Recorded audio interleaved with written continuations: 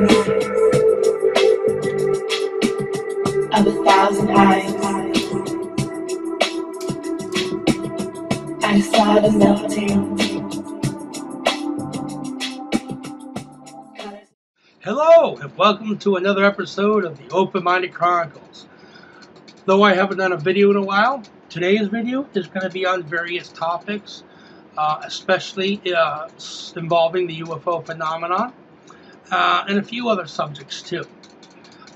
Especially topics that I've had debates on with other people on YouTube, and just people in general. So, let's begin.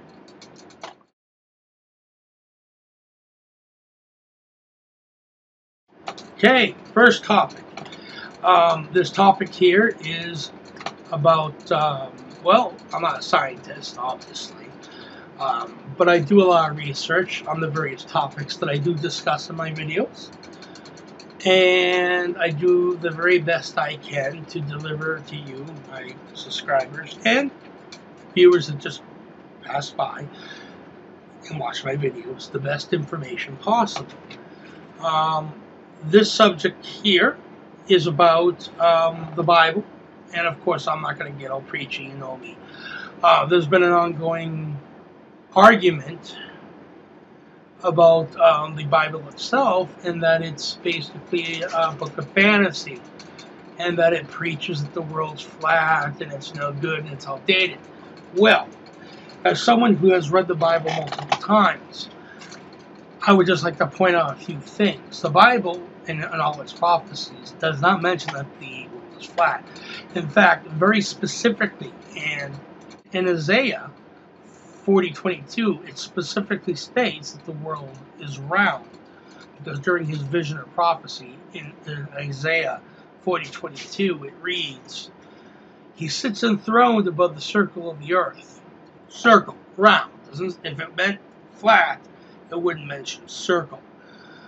And its people are like grasshoppers.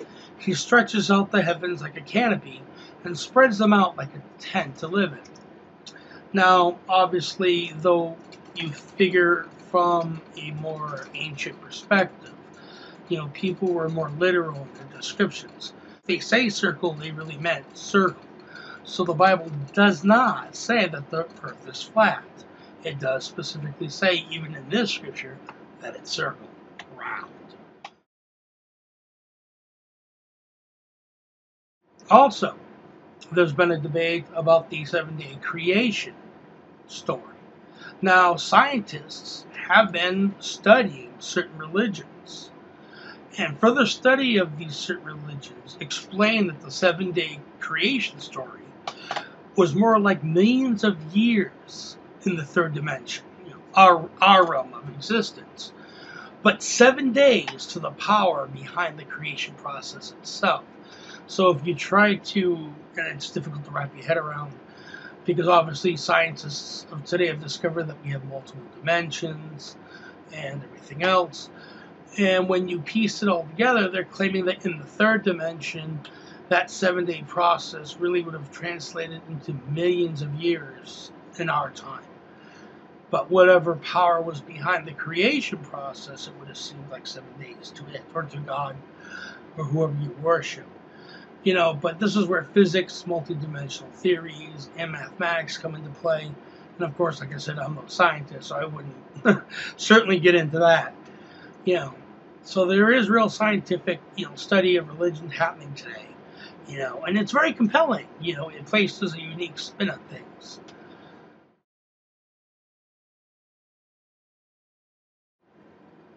Now we're going into the UFO phenomenon, especially regarding NASA and SETI.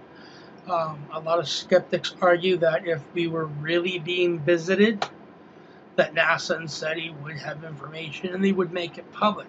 However, there is real evidence that states that we have been visited during the Eisenhower presidential era, where his cabinet, according to the story, meant 2 different races of aliens, the Zeta Reticuli, the good grays, and of course the Nordics. The first race they meant were the Nordics, and they wanted to show us how to advance spiritually but they refuse to give us any of their technology, and they want us to disarm our weapons of war, nuclear. So the Eisenhower administration declined the offer, and eventually they ended up meeting the Greys, Zeta Reticuli. Now, in exchange for their technology, we signed a treaty with them that allowed them to obviously, abduct people for their hybrid experiments, to collect ova, sperm, and so forth. And that treaty also included them a lot. This treaty also included the Zeta Reticuli creating bases in remote parts of the U.S. and other parts of the world, and it would also allow a cover-up to be released to the public to keep the Zeta Reticuli, out of the public's eye, so to speak. To create the illusion that they didn't exist, because as the story goes, the Zeta Reticuli really have no interest in making themselves known to the masses, really. But also, I've always believed that NASA and SETI were fronts for the UFO phenomenon. And the reason being is that, both organizations, as far as I'm concerned, are deliberately left in the dark about the UFO contingents. But you think of it this way: by keeping these organizations like NASA and SETI in the dark and suppressing evidence from them, the government can use both organizations to reinforce the cover-up.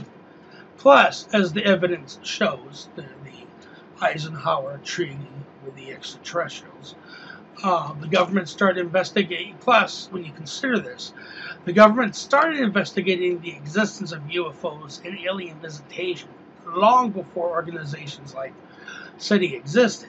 So when you consider this aspect of the story, it explains why SETI is clueless today about the existence of aliens and why they state there isn't anything visiting us right now.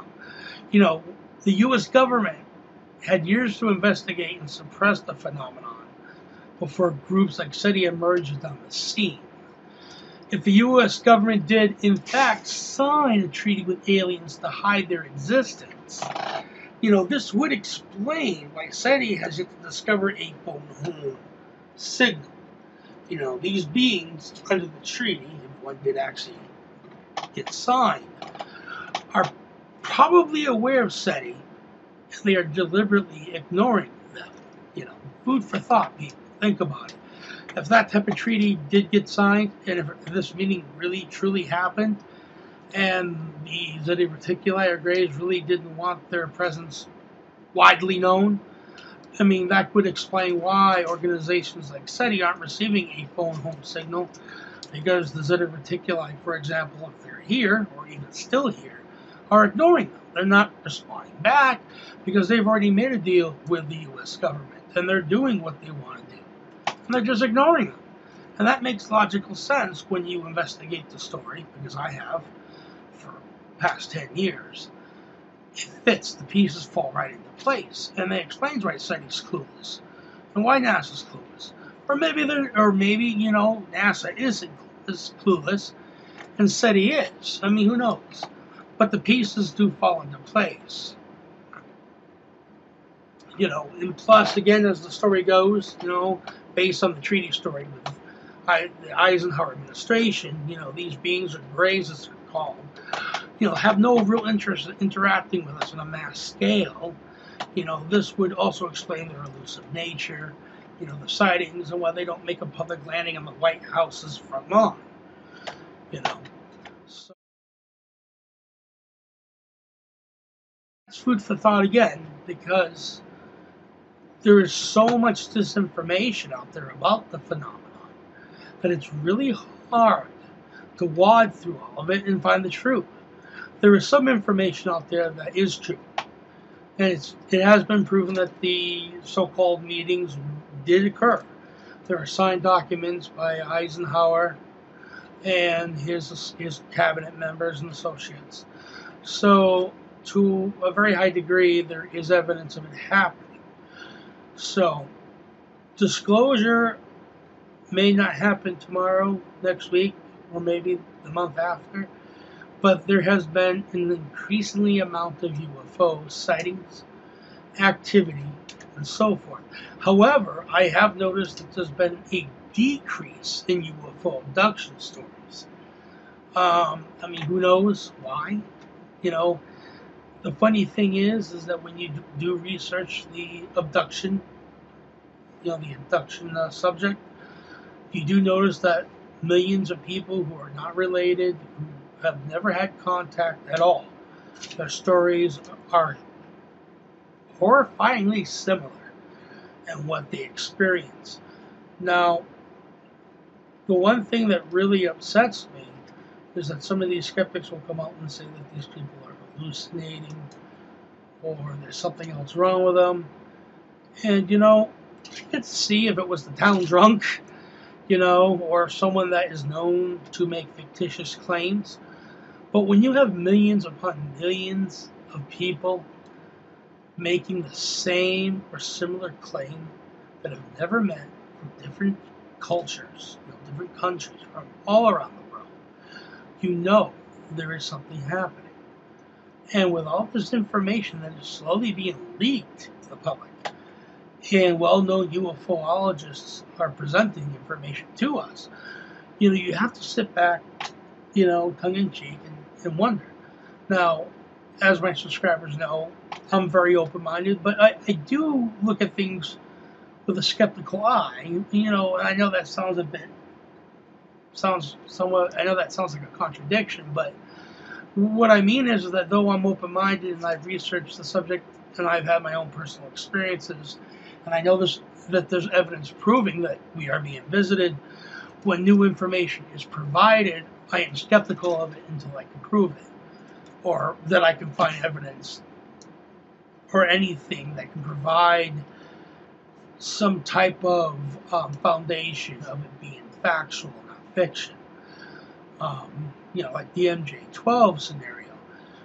For the longest time, UFOologist Stanton Friedman was, he was basically, criticized for believing the MJ-12 conspiracy was real because skeptics were saying it was a bunch of baloney. But over the years, more documents, even from the National Archives, have emerged that were requested through the Freedom of Information Act that state that MJ-12, Majestic 12, existed. So again, there's so much disinformation. It's so hard to grab a shovel and dig through it because, you may hit a thin layer of truth, but then you have to dig through 6 miles of bullshit to find more. So, and it's sad because last summer and the summer before, 2009 and 2010 and 2011, 3 years before, we've had all these countries. I mean, publicly, it was on Yahoo News, MSNBC, France, Russia, Australia, all these countries finally admitting publicly to the world that UFOs were of interstellar origin. And we had so many Americans sit back and laugh and say, if America says it's not real, it can't be. Disregarding the claims of these other countries, like what they have to say was less important. And, that type of bigotry needs to end. Though I'm an American, I'm patriotic, and I love my country, I don't believe that the U.S. government is the end-all, be-all. The U.S. government is hiding the truth. The other countries are taking this more seriously.